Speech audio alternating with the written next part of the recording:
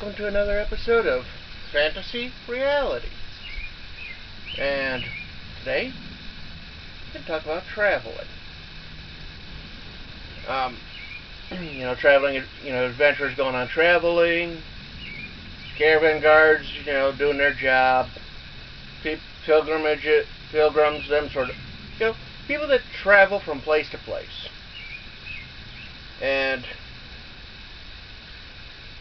just recently, I was playing the game called Gladius. It's one of those gladiator type games where you're in charge of a school, you recruit gladiators to go fight for you in the arena. And,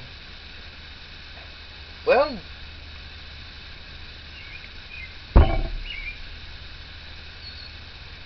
thing that's kind of interesting is between towns, you got that wilderness. You have roads, you have grasslands, you got forests, and all that sort of stuff. And as you travel, you can end up in random encounters. And mind you, in this game, you got different regions, and in the first region you can only recruit so many, 8 gladiators, including your main characters. Then in the next area you can recruit up to 12, including the main characters. And after that you can recruit up to 20, including the main characters. That is to say, the guys that are always going to be with your school. Well, in the cities, you get into fights in the arena, and understandable. It's like only 4 fighters per side. Okay, but the wilderness. You get attacked by beasts, bandits, the undead, and all sorts of nasties. And at first it's like, no problem, I got 20 guys. And you find out you're just limited to only 4 people to face off against half a dozen bandits. I mean, sometimes you're allowed to bring in more guys, but it's always like less than 6 or less. And usually the people that attack you, they come in about that number, somewhere between 3 and 5. Doesn't make much sense to me, because by the time you get to the highest tier, you've got 20 guys, which consists of heavy fighters, you get medium fighters, you got light fighters, you got archers, you got magic users, and you got animals. And you mean you can't bring out these other 20 folk? In order to, it's like you can't bring out the other dozen or so guys to help fend off these bandits? Doesn't make much sense. So, guess let's take a look at reality. If you're traveling with at least a dozen people, and presumably everybody's decently armed, with at the very least a sword of some sort, and of course if you know you're going to end up in a dangerous area, you're probably going to be carrying a bit more than a sword. You're probably going to be carrying a halberd.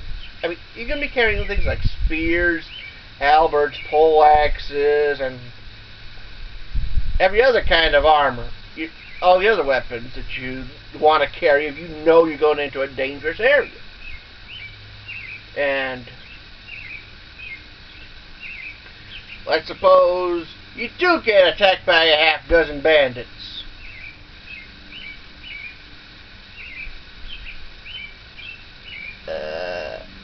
George?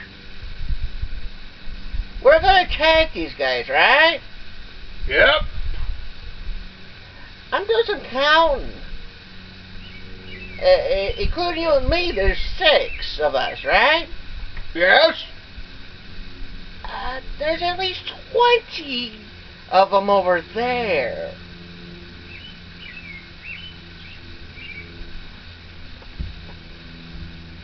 By golly, you are right.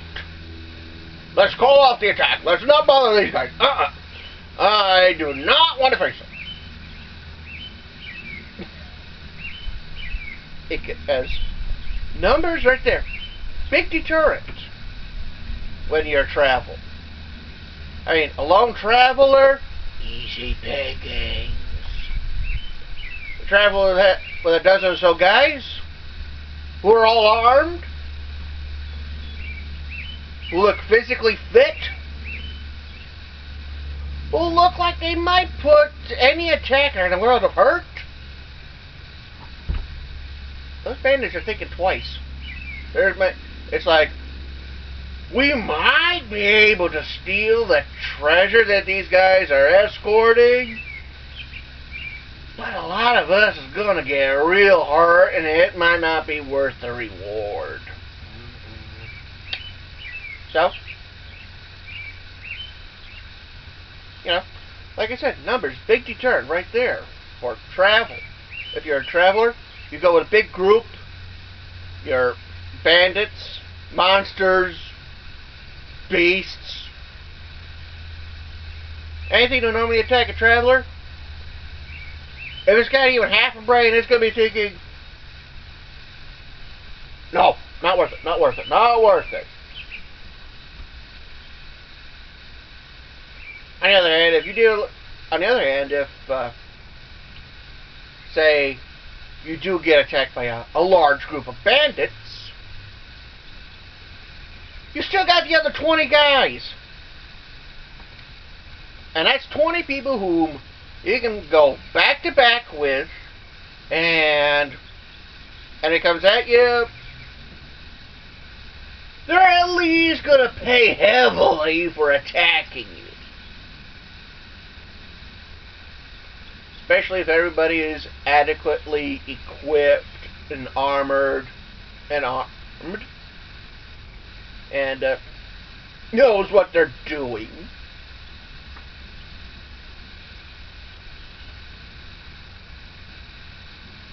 And so it's like I said, I'm playing this game and you get attacked by a handful of enemies, and okay, I mean, I can understand, like, you got some scouts that get ambushed, but you can at least assume the other guys are going to be coming, which could be factored into a role-play thing, where,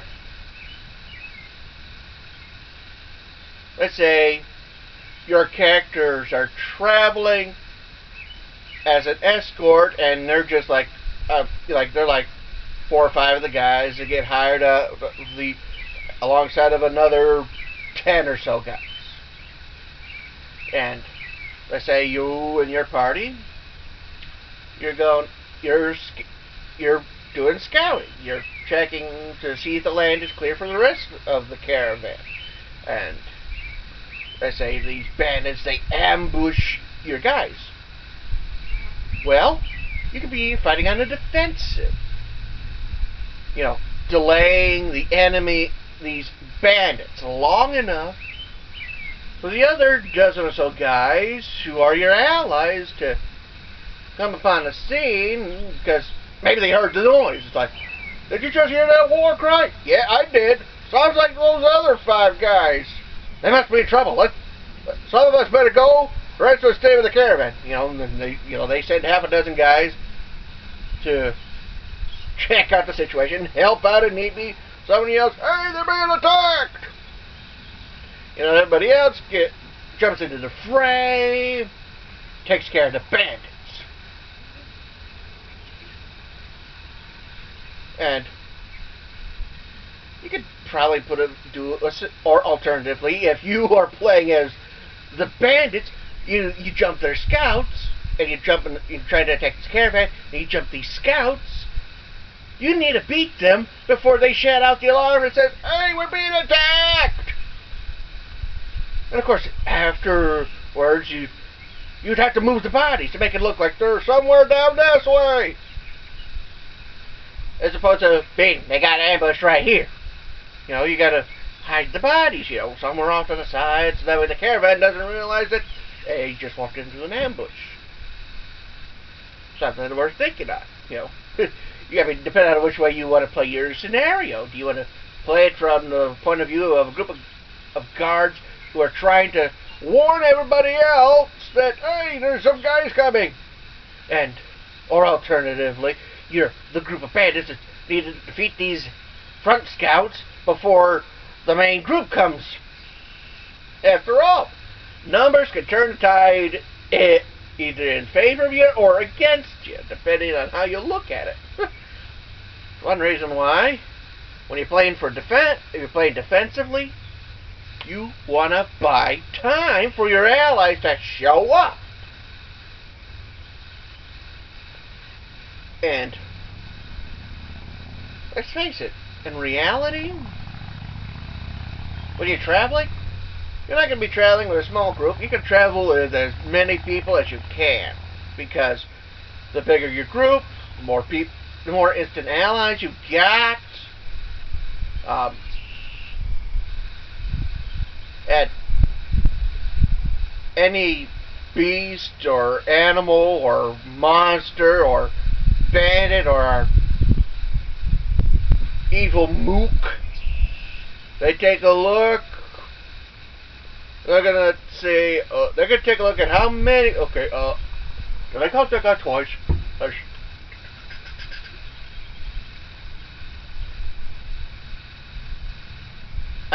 They're gonna think, okay, there's too many of them for us to take on. Numbers can deter an attack. On the other hand, of course, as I said, if the guy if the enemy force has like 50 guys versus your 20, he's going to think pros and cons. If there's only half dozen folk and he's got 50, yeah, he's going to attack. Because these bandits outnumbered that small little scouting force. But by a good deal. But let's say, as I've said, let's say the adventuring party or your caravan group contains at least 20 decently equipped people who are decently fit. Even with odds of 2 to 1, he's going to be thinking, is it really worth me risking my guys to attack this caravan? He might decide to, nah, let it pass. This group ain't worth losing you guys over. Because let's face it, it's not easy finding fellow bandits to do a whole lot of looting and pillaging. Not easy. Good help is hard to find. So, smart bandit takes a look and realizes, okay, there's too many guys to face comfortably. Let's let them pass. And the guards, they don't even need to fight to do their job. Their job is to take the caravan from point A to point B, and if no bandits or animals or monsters attack, hey, they did their job, they get their pay. Of course,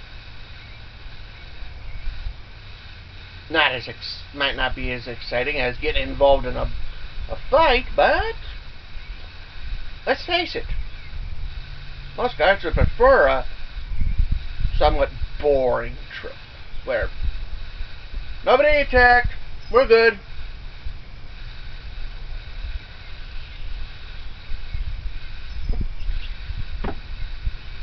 And as opposed to we got into a bad fight, Mikey here, he got his arm busted, and oh Lord, don't mention what happened to poor Regis. We're gonna have to send his pay back to his missus. Poor woman. Think they had a kid along the way too. You know? Of course, given that you're playing an adventure, you're guaranteed to be attacked. But in reality, if you got a large group if you're traveling with a large group, I mean, your average group of bandits, if there's like only a handful, they go, no, let's not bother them. They outnumber us 4-1. And of course, even with a larger group, it's like we outnumber them 2-1. That can at least do some thinking, because after all, like I said, good help is hard to find. The fact that they might some of their fellow bandits might get injured or killed. Then there's those other logistics, like making sure everybody's all equipped and everybody knows what their part is, and well, they might take a look at the they might decide, okay, attacking these guys, not worth it. And of course, basically, on the other hand, if you're the adventurer sort who is looking for a fight, you might purposefully go with a small number. Although, in that case, you want to make sure everybody's well equipped, Like, I got this sword, I got this axe, I got this bow, and a full quiver of arrows, I got my armor, oh, I got my shield, yep. I'm all ready for a fight. Everybody else? Yeah, we're good. Alright. Let's be the bait. And there's that going on. So, basically, in conclusion, if you're adventuring, if you're in a fantasy world that is going to be indeed full of dangers, they're going to be armed to as best as they can. They're going to be odds are they're going to be wearing armor, although probably not the full plate stuff. There is a type of cloth armor known as the gambeson, which is it's like wearing a really good thick quilt or a winter coat, and actually that would be kind of useful in your typical European style setting, because even up until early summer it's going to be cold, so they're going to be wearing that gambeson, which from what I've read does decent protection against most weapon types, from arrows, from swords, from mace, clubs, spears. Well, let's face it, somebody runs you right through with that, you're in trouble. Or if you get hit with a real big pole arm, like a halberd or a pole axe, well, you're in trouble any way you look at it. But gambeson, it's like wearing a thick winter it's like wearing a thick winter coat. It's going to provide decent protection against most weapons. And of course, if you know you're going into a spot that has certain danger, yeah, you're gonna put on your plate armor or whatever, or your best armor that you can possibly equip that you got, and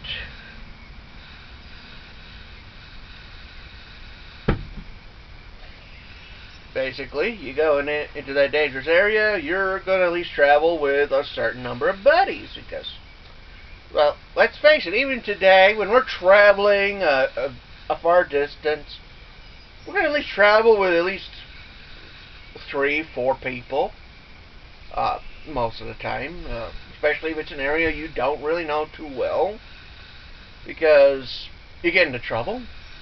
Hey, you need hey, you need somebody to help lift the car up a bit, so that way you can put in the jack, take off the flat tire, put on the spare, and then set her down.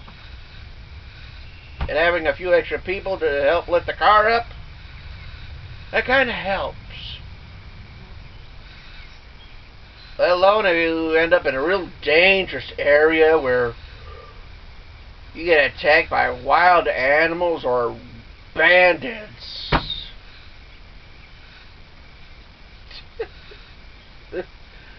Because even today, some areas can be quite dangerous, and let's face it, you travel with a good-sized group,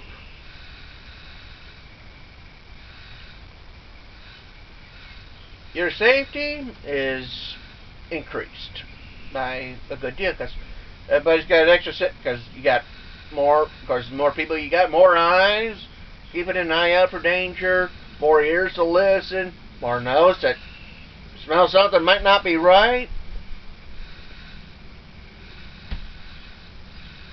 You know, you gotta think about that sort of stuff. So, like I said, in conclusion, if you're in a fantasy world and you're traveling, you go with a group. It will increase your odds of survival. Well, that's it for this episode of Fantasy Reality. See you in the next episode.